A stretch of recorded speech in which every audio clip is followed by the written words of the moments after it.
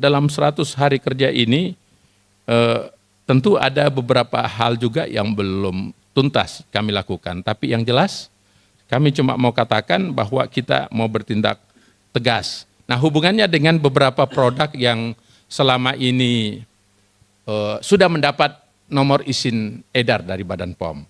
Kemudian karena dia ingin membuat khasiat yang lebih bagus ditambahin di luar. Jadi seperti abu-abu. Sebetulnya tidak abu-abu, aturannya jelas. Kalau mau, ini kan hubungannya antara etiket biru dan etiket biru itu dianggap abu-abu. Kan intinya di situ.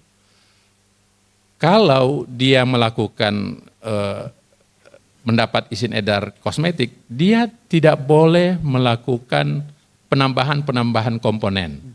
Kalau dia melakukan penambahan komponen, wajib hukumnya, bukan sunnah. Wajib hukumnya meregister balik atau menambah ini supaya dia dapat nomor izin edar baru. Jadi kalau misalnya sebelumnya tidak ada merkuri, ya kan? Nah, yang dia laporkan ke kami, kan proses mendapat nomor izin edar kan tidak mudah. Setelah dia dapat nomor izin edar, di luar dia sampaikan, dia tambah-tambahin. Kemudian dia jual, itu melanggar hukum. Nah, kalau proses pelanggaran hukum ya kita bisa tindak. Itulah yang bagian yang dokter sebutkan tadi dari 282 itu. Nah, tingkatannya untuk masuk ke pro justisia, kalau sudah ada yang dirugikan, itu standarnya. Jadi kalau mau ditanya, dari 282 kok cuma 91 yang masuk pro justisia? Karena kan sanksi yang kita bisa berikan mulai dari sanksi administrasi. Biasa kita ingatkan, walaupun tidak wajib kita ingatkan. Kalau bisa kita langsung cabut ya, tapi kan kita pingin pelaku usaha ini sadar. Kalau sudah 2-3 kali dia berbuat gitu, kita cabut. Kalau kita cabut, pantas tetap dipasarkan, berarti kan ada masalah. Ada yang dirugikan, akan masuk ke pro justia. Begitu tingkatannya kita lakukan, dan kita sudah bertindak untuk tahun lalu saja itu 91 yang naik kelas dari cuma administrasi menjadi pro justisia. Dan pro justisia bisa naik pada tingkatan kita bisa penjarakan. Kalau selain aturan-aturannya kan sangat ketat itu. Karena di aturan dari peraturan pemerintah yang nomor 24, kemudian juga dari Undang-Undang Kesehatan itu secara tegas. Kesediaan farmasi yang tidak sesuai dengan undang-undang tersebut bisa dihukum, hukumannya tidak main-main, 12 tahun penjara atau denda 5 miliar. Jadi kita terima kasih, kita sudah tindak lanjuti Dr. Oki, dan kita berharap kolaborasi kita tetap jalan ya.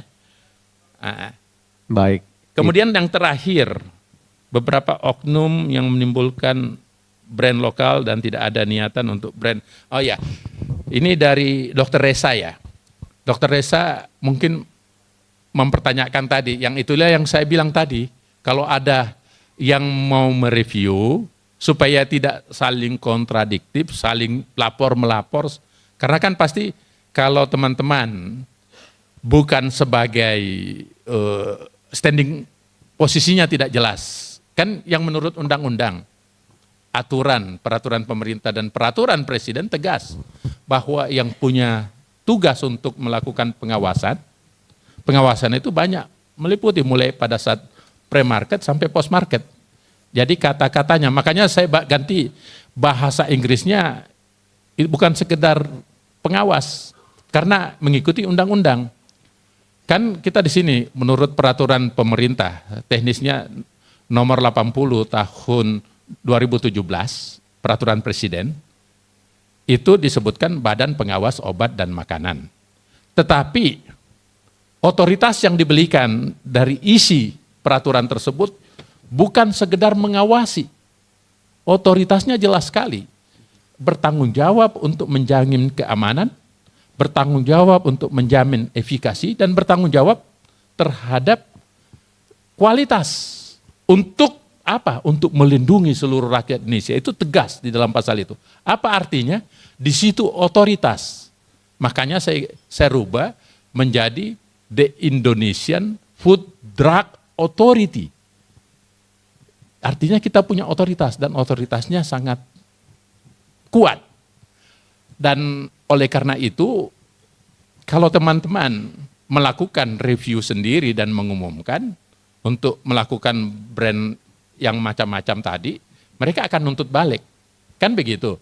Jadi acara ini kami ingin formalkan mungkin. Ingin formalkan kapasitasnya teman-teman, karena kalau bukan otoritasnya lantas teman-teman melakukan itu, teman-teman bisa dituntut. Masalah hukum dan tidak main-main Pak Kapolri, saya ketemu beberapa saat yang lalu, dan itu secara formal, mengatakan bahwa kalau ini sudah membuat kegaduhan, Barreskrim akan turun tangan. Artinya apa? Saya tidak mau teman-teman yang influencer yang selama ini mau berniat baik dipermasalahkan secara hukum. Dan oleh karena itu, caranya adalah teman-teman laporkan ke kami yang bertindak. Supaya tidak terjadi konflik of interest namanya. Di lain sisi, kami menyelamatkan teman-teman dalam bentuk kita mewadahi yang kita sebut, kita mau bentuk yang namanya Duta BPOM atau Duta Badan Pengawas Obat dan Makanan Republik Indonesia. Atas lasas landing itu mungkin Anda memiliki nanti otoritas. Saya kira begitu, intinya kita mau menyalurkan kunci kita. Pertama, kita ingin betul bagaimana rakyat, teman-teman kosmetik di Indonesia ini bisa tumbuh subur dan mendapat kepercayaan publik. Semuanya saling baik-baikan, jangan perang-perangan. Karena saya lihat di sosial media, bukan Badan POM-nya yang diserang Pak. Saling serang menyerang. Tapi Badan POM diikut-ikutkan. Jadi kan kalau provokator, biarin aja semakin ribut. Kalau saya posisinya bukan sebagai provokator, ingin mengayomi semuanya. Download Tribun X sekarang. Menghadirkan lokal menjadi Indonesia.